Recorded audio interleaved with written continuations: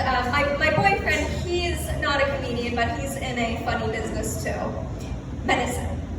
So my parents love that I found someone who's a doctor, but this was not enough for my Jewish parents, because they told me that the goal in life is to marry someone who's a doctor, but also Jewish. I mean, my dad said to me, this is very important for our Jewish culture, as he proceeded to eat his bacon. And they said, and the first time I introduced or mentioned the idea of my boyfriend to my parents, I was like, guess what? I met this great person. He's sweet, he's caring, and you might like, he's in medical school. Well, completely glossing over that, my mom was like, but is he Jewish? So I said, no, he's Indian. Oh, so he's an Indian Jew. Oh, Mazel Tov, because I saw this great documentary called Shalom Bollywood. This great documentary. With all this talk of doctors, you may wonder, why is it considered so important to be a doctor in the Jewish culture? Well, once the egg and sperm meet, obviously there's a lot of controversy for when life is considered to begin. But in Jewish culture, a fetus is not considered a living being until after it gets into medical school. So it's why it's important to us. Yeah, what was I going to say? So my mom, she loves my boyfriend, but she's still actively looking as we speak for a Jewish boy for me.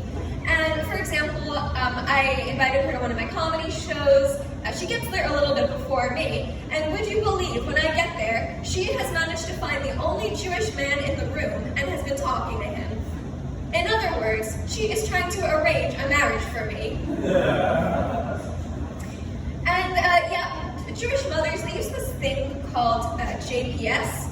It's like GPS, but for the Jewish mothers who try to find suitable bachelors for their daughters. So that's what she's been using lately. So now within the first 2 minutes of speaking to him, she knows where he spends his summers, where he went to college, and whether his parents are on the board of any foundations.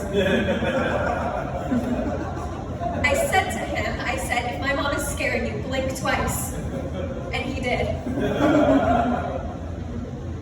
Yeah, you like Jewish mothers, don't you? Well, why don't you have one? What else? What else do I want to talk about?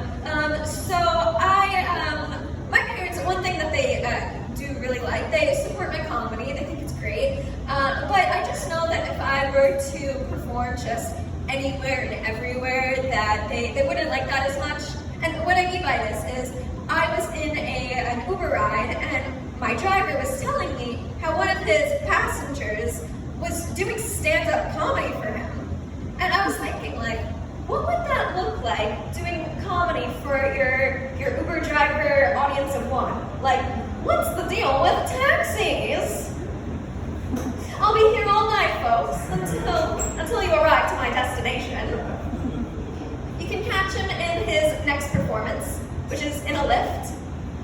So one thing so I would never perform, or actually I won't say never, but I haven't performed stand-up in a rideshare car. But one thing that I did do was be almost kidnapped by one. Yeah, not my first time. So I was running late for work one day, and I just had to go a few blocks uptown and east from Penn Station. So I get in the car, and the driver proceeds to take me the fastest route uptown and east.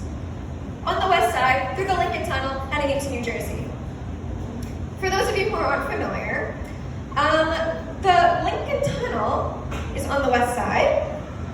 Uptown and east is uptown and east. And Lincoln Tunnel is, New Jersey's they're not near each other, it's just in case you didn't connect the dots.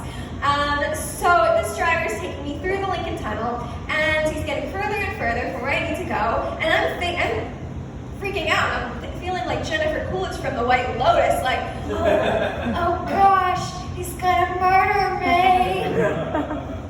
Meanwhile, I am messaging my team at work what's happening. No one is understanding, and no one cares. My boss messaged me like, Danielle, she's British by the way, Danielle, per my email, are you going to work on that urgent task? And I'm like,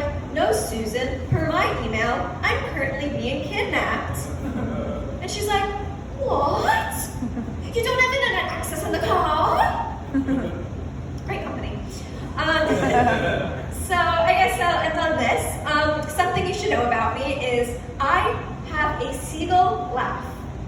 Yes, I laugh like a seagull. Do you want to hear it? Yes. Okay, here it goes.